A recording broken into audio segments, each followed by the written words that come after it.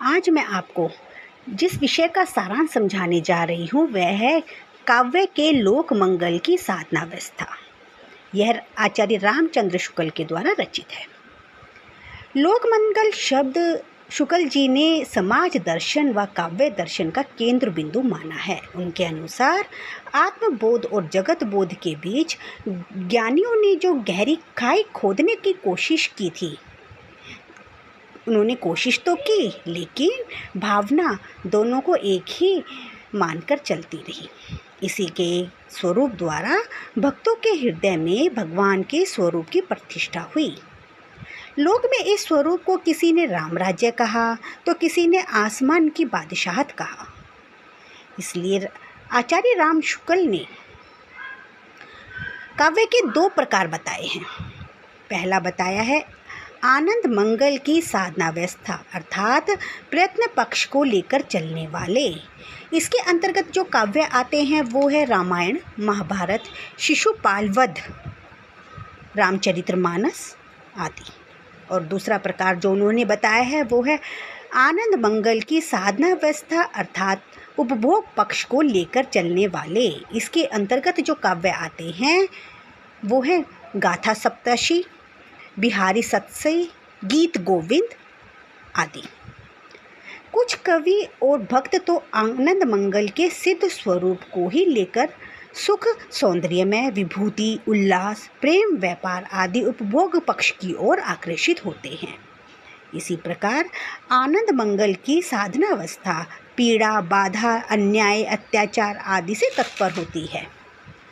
साधना अवस्था को ग्रहण करने वाले कुछ ऐसे कवि भी होते हैं जिनका मन श्रद्धावस्था या उपभोग पक्ष की ओर नहीं जाता, अर्थात ये कवि सुख, सौंदर्य, उल्लास की तरफ अपना मन नहीं लगाते। लेखक कहते हैं कि सही अर्थों में तो यही पूर्ण कवि हैं, क्योंकि जीवन की अनेक परिस्थितियों के भीतर ये कवि सौंदर्य को खोज ही लेते हैं। दूसरी ओर कुछ ऐसे भी कवि होते हैं जो मन में केवल सिद्ध स्वरूप या उपभोग पक्ष में ही समाये रहते हैं। उनका मन केवल सुख, सौंदर्य, उल्लास, प्रेम, कीड़ा की भावना में ही लगा रहता है। लेकिन इस प्रकार की भावना उन्हें केवल कला क्षेत्र के भीतर समझ में आती हैं। अर्थात इन पंक्तियों में लेखक यह कहना चाहते हैं कि जो पूर्ण कवि है वह सौंदर्य की खोज किसी भी परिस्थिति में कर लेते हैं। लेखक कहते हैं कि लोक में फैली दुख की छाया को हटाने में ब्रह्म की आनंद कला जो रूप धारण करती है, उसकी भीषणता में मनोहरता, कटुता में मधुरता, प्रचंडता में आर्द्रता साथ ही लगी रहती है। यही विरुद्धता तो कर्म क्षेत्र का सौंदर्य है। उसकी ओर आकर्षित हुए बिना मनुष्य का हृदय नहीं रह सकता। अर्थात जहाँ पर अच्छाई है वहाँ पर बुराई भी साथ ही चलती है।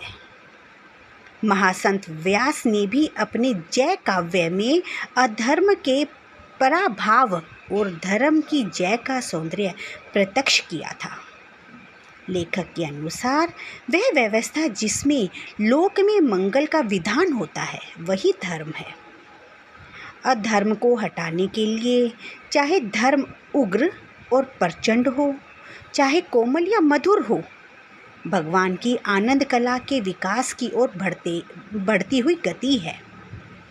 यदि यह गति सफल हुई तो धर्म की जय कहलाती है। इस गति में भी अपनी एक सुंदरता होती है। ऐसा नहीं है कि यह गति सफल है इसलिए सुंदर है। आगे चलकर यह गति सफल हो या विफल हो, सुंदरता तो आती ही है। इसकी विफलता में भी एक निराला सौंदर्य होता है। अर्थात तात्पर्य यह है कि गति आदि से अंत तक सुंदर ही होती है। लेखक ने इसे बहुत ही सुंदर उदाहरण के साथ स्पष्ट करने का प्रयत्न किया है। उनका कहना है कि अगर राम द्वारा रावण का वध ना होता और कृष्ण के द्वारा कौरवों का दमन ना होता तो भी रामकृष्ण की गतिविधि में पूरा सौंदर्य बना रहता। अर्थात कवि सौंदर्य से प्रभावित रहता है और दूसरों को भी प्रभावित करना चाहता है।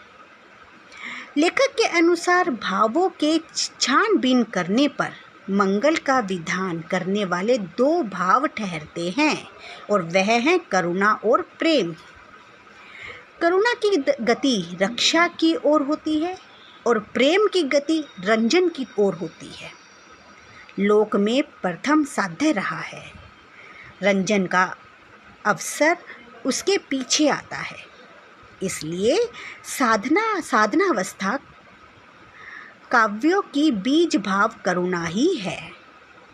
इसी से शायद अपने दो नाटकों में रामचरित्र को लेकर चलने वाले महाकवि भवभूति ने करुणा को ही एकमात्र रस कह दिया है।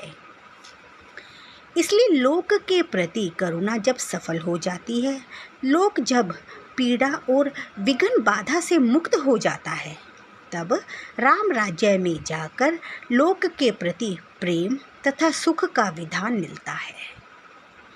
अगर आपको मेरी यह वीडियो पसंद आई हो तो इसे लाइक और सब्सक्राइब करना ना भूलें। Thank you.